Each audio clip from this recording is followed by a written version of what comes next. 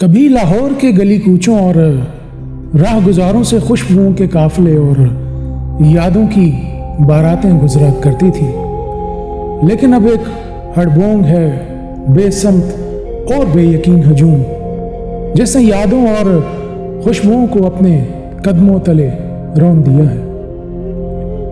لاہور کے آسمان پر ستارے دکھائی نہیں دیتے، چاند بھی پیلا ہوتا چلا جا رہا ہے اور باغوں میں پھول اور پتے زرد پڑ چکے ہیں۔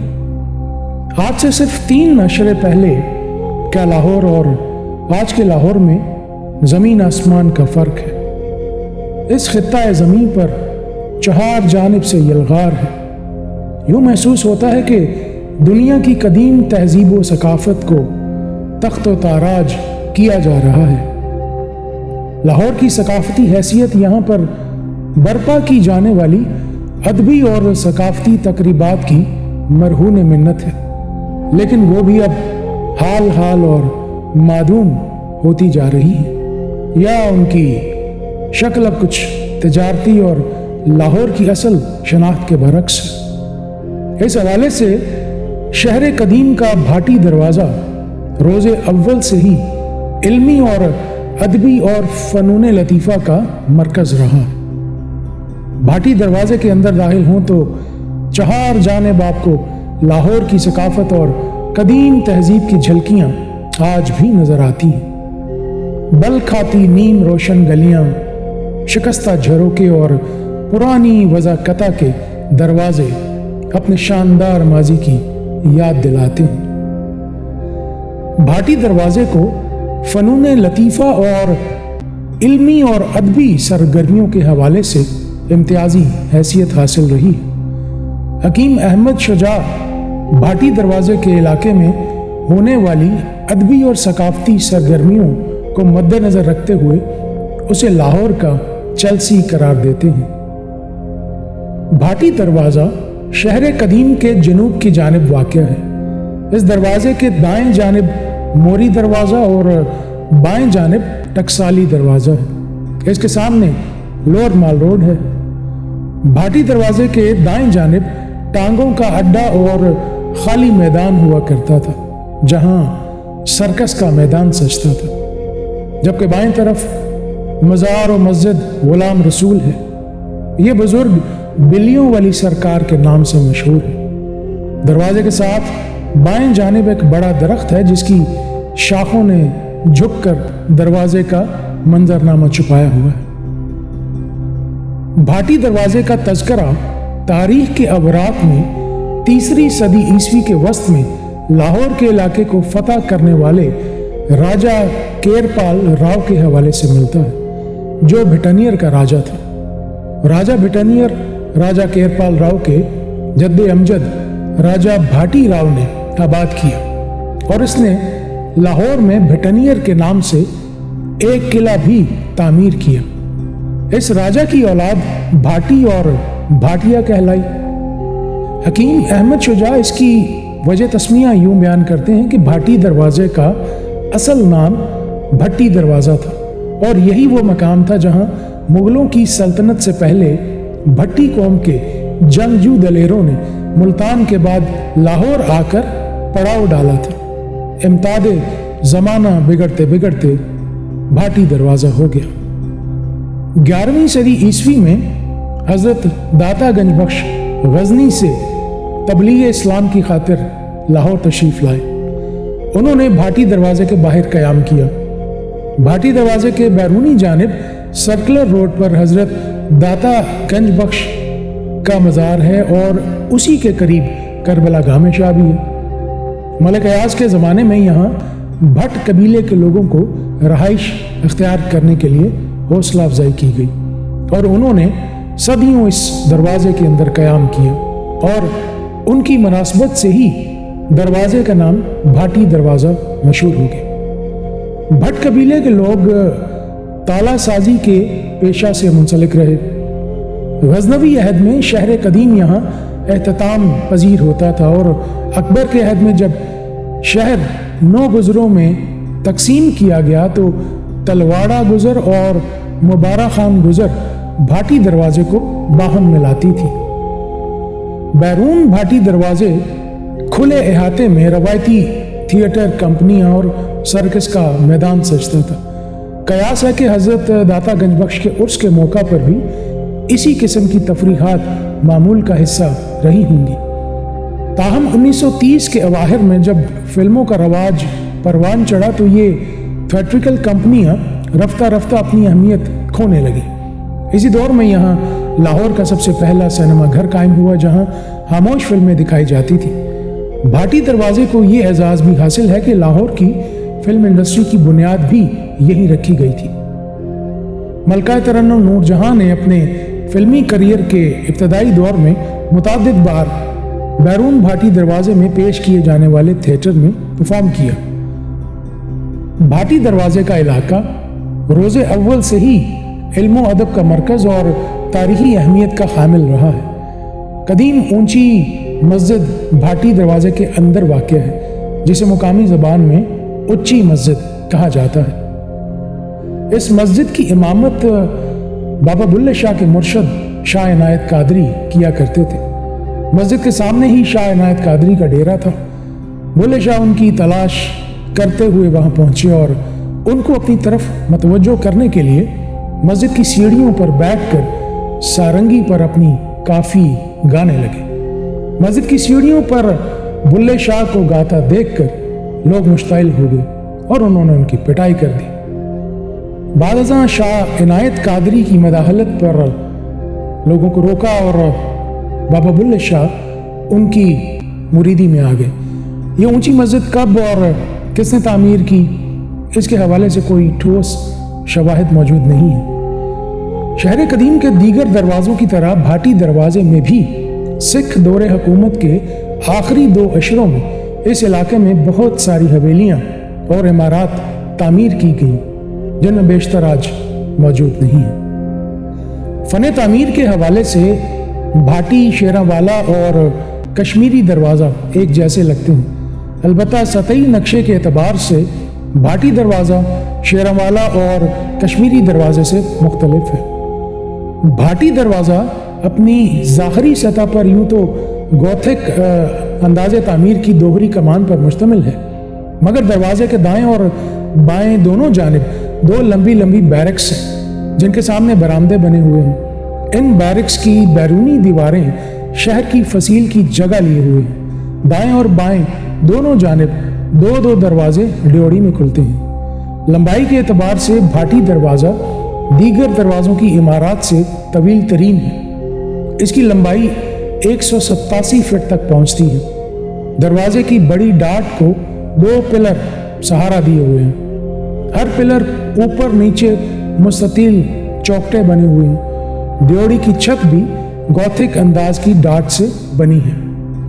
ڈیوڑی کا حصہ دائیں اور بائیں ملحقہ بیرک کی عمارت سے خاصا بلند ہے۔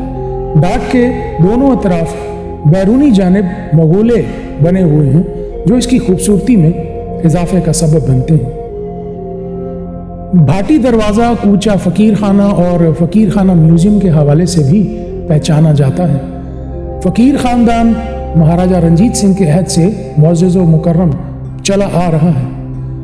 فقیر خاندان کے 3 بھائی فقیر عزیز الدین، فقیر نور الدین اور امام الدین رنجیت سنگھ کے دربار میں خاص مرتبہ کے حامل تھے۔ اس خاندان کا مورث اعلیٰ غلام شاہ تھا۔ 1799 میں جب مہاراجہ رنجیت سنگھ نے 19 برس کی عمر میں اقتدار سنبھالا تو فقیر خاندان نے اس کے دربار میں اطاعت کا حلف اٹھایا۔ عرصہ دراز تک یہ خاندان شاہی دربار کا حصہ بنا رہا اور اسی عرصہ کے دوران انہیں رنجیت سنگھ اور ملکہ وکٹوریہ کی جانب سے بے شمار انعام و اکرامات سے نوازا گیا۔ آج بھی فقیر خاندان اندرون بھاٹی دروازے مقیم ہے اور فقیر خاندان کی تاریخی حویلی کو عجائب گھر کی شکل دی گئی ہے جو جنوب مشرقی ایشیا کا سب سے بڑا نجی نوعیت کا عجائب گھر ہے۔ اس گھر میں سکھ اور انگریز عہد کے نوادرات نمائش کے لیے رکھے گئے ہیں۔ فقیر خانہ سے ذرا آگے چلتے ہیں تو سید مراتب علی شاہ کی اہلیہ سیدہ مبارک بیگم کا امام باڑہ ہے، اور ساتھ ہی ان کے والد سید افتخار الدین کی حویلی ہے۔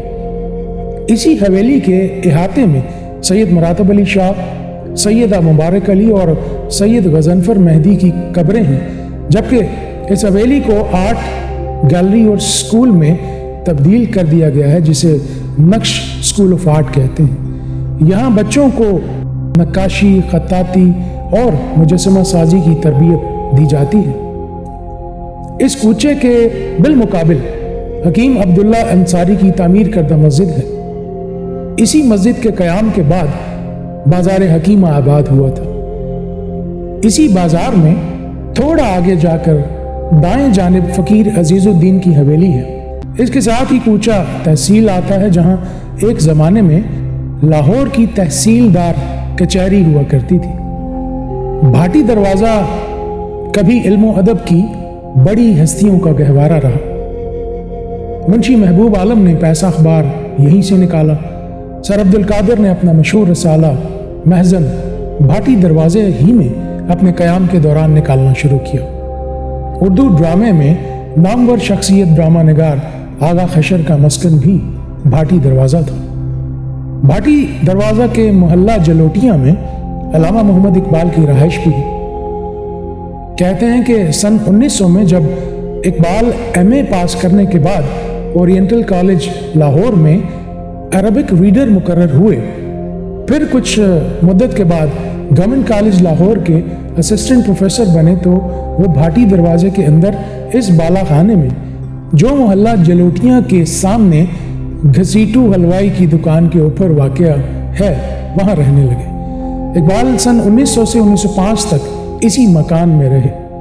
اس تمام عرصہ میں وہ ہر شام کو بازار حکیمہ میں حکیم شہباز دین کی بیٹھک میں آتے اور اپنے دوستوں کو اپنا کلام سناتے۔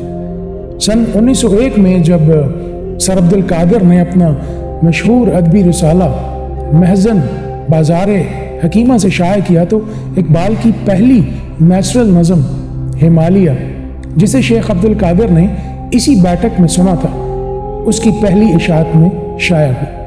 اقبال کی وہ نظمیں جو انہوں نے انگلستان جانے سے پہلے لکھی اور بعد میں ان کی کتاب بانگ درا میں شائع ہوئی، اس زمانے میں لکھی گئی تھی جب وہ بھاٹی دروازے کے اندر رہا کرتے تھے، اور اس لیے اس عظمت کی سعادت جو اقبال سے منسوب ہے بھاٹی دروازے کو ہی نصیب ہوئی۔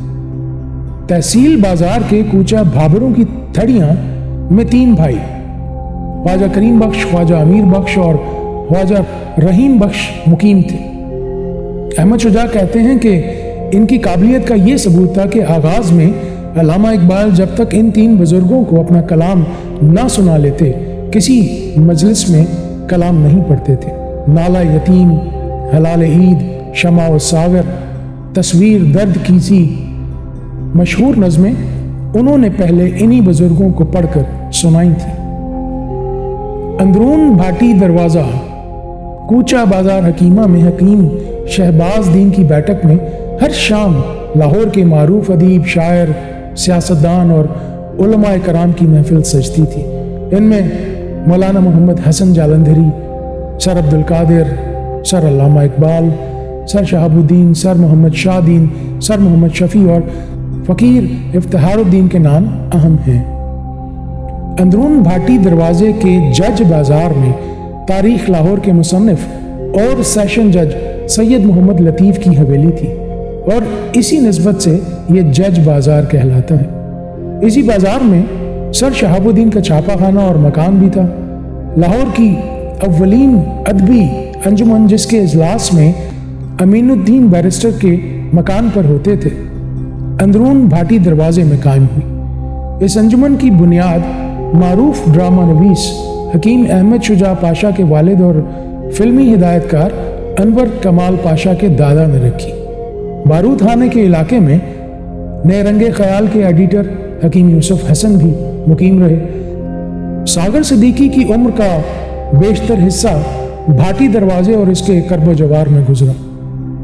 بھاٹی دروازے سے تعلق رکھنے والی دیگر نامی گرامی شخصیات میں عالمی شہرت یافتہ حسن عرف حسا پہلوان اور برِ صغیر فلم کی فلم انڈسٹری میں کئی دہائیوں تک اپنی آواز کا جادو جگانے والے گلوکار محمد رفیع بھی شامل ہیں۔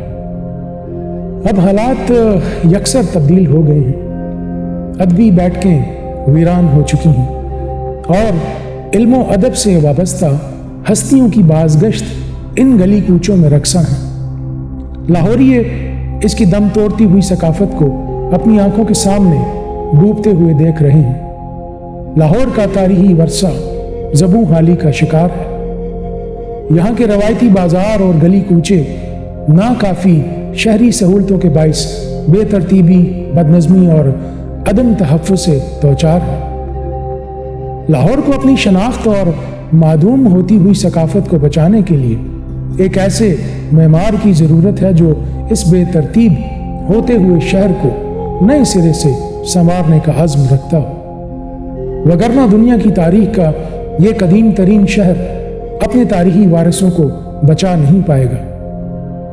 آج بھاٹی دروازے کی نہ وہ عظیم شخصیات باقی ہیں جنہوں نے علوم و فنون میں بڑی عظمتوں کے مقام حاصل کیے اور جن کے فیض سے آج علوم و فنون کے دیوان جگمگا رہے ہیں، نہ اس فقیر کی صدائے بازگشت باقی ہے جو سردیوں کی ڈھلتی رات کے سناٹے میں بھاٹی دروازے کی نیم تاریک گلیوں میں شاہ حسین کی کافی گاتا گزر جاتا تھا۔